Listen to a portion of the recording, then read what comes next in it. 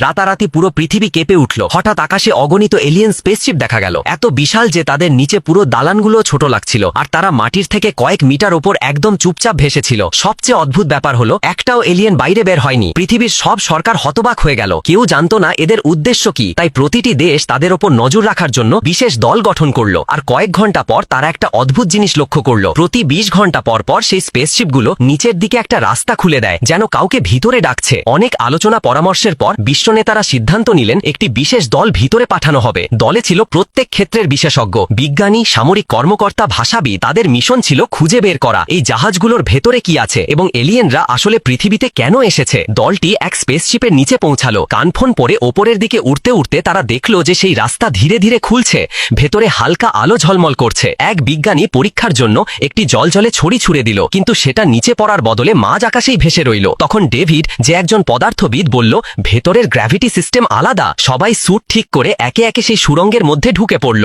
ধীরে ধীরে ওপরের দিকে উঠতে উঠতে তারা এক উজ্জ্বল সাদা স্তরা পর্যন্ত পৌঁছে গেল। সবাই রেকর্ডিং ডিভাইস অন করলো এবং একটি ছোট পাখি ছেড়ে দিল। পাখিটা উড়ে গেল, মানে ভেতরে অক্সিজেন আছে। তখন লিসা জিজ্ঞেস করলো, তাহলে এলিয়েনরা কোথায়? উত্তরের বদলে এক সৈনিক শুধু স্ক্রিনের দিকে তাকিয়ে রইল। লিসা তাকাল, আর ঠিক তখনই আলোয়ের পেছনে দুইটা অক্টোপাসের মতো ছায়া নড়ে উঠল। লিসার হৃদস্পন্দন বেড়ে গেল, কিন্তু সে নিজেকে সামলে নিল।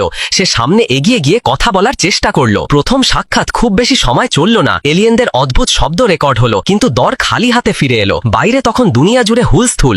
মানুষ বলতে লাগলো এটা নাকি কিয়ামতের ইঙ্গিত। শহরে লুটপাট, দাঙ্গা, বিশৃঙ্খলা ছড়িয়ে পড়ল। লিসা জানতো তাকে যত দ্রুত সম্ভব এলিয়েনদের সঙ্গে যোগাযোগের পথ বের করতে হবে, কিন্তু তাদের কথা কোনো মেশিনের আওয়াজের মতো লাগতো, বোঝা দুষ্কর। একদিন বেসে বসে লিসা ডিসপ্লে বোর্ডে কিছু দেখে হঠাৎ একটা আইডিয়া পেল। তার মনে পড়ল শিশুরা কিভাবে ভাষা শেখে, ছবির মাধ্যমে। তাই দ্বিতীয় সাক্ষাতে সে সঙ্গে করে একটা ছোট চকবোর্ড নিল। তাতে লিখলো হিউম্যান আর নিজের দিকে ইশারা করলো। এলিয়েনরা শব্দটা দেখা মাত্র হঠাৎ অদৃশ্য হয়ে গেল। লিসার মুখ শুকিয়ে গেল, কিন্তু কয়েক সেকেন্ড পর তারা আবার ফিরে এলো। এবার তারা স্ক্রিনে এক ধরনের কালো কালি ছিটিয়ে এক অদ্ভুত চিহ্ন তৈরি করলো, সম্ভবত তাদের উত্তর। দলে খুশির ঢেউ বয়ে গেল। লিসা ডেভিডের দিকে তাকিয়ে বলল, এখন কথা শুরু হয়েছে। সে ডেভিডের দিকে ইশারা করলো, আর এলিয়েনরা দুটো একই রকম চিহ্ন আঁকলো। এরপর লিসা নিজের নাম শেখানোর চেষ্টা করলো, আর তারা তার নামের একটু বদলানো সংস্করণ তৈরি করলো। তখন ডেভিড ধীরে বলে উঠল, মনে হচ্ছে ওরা আমাদের বুঝছে, কিন্তু পুরোপুরি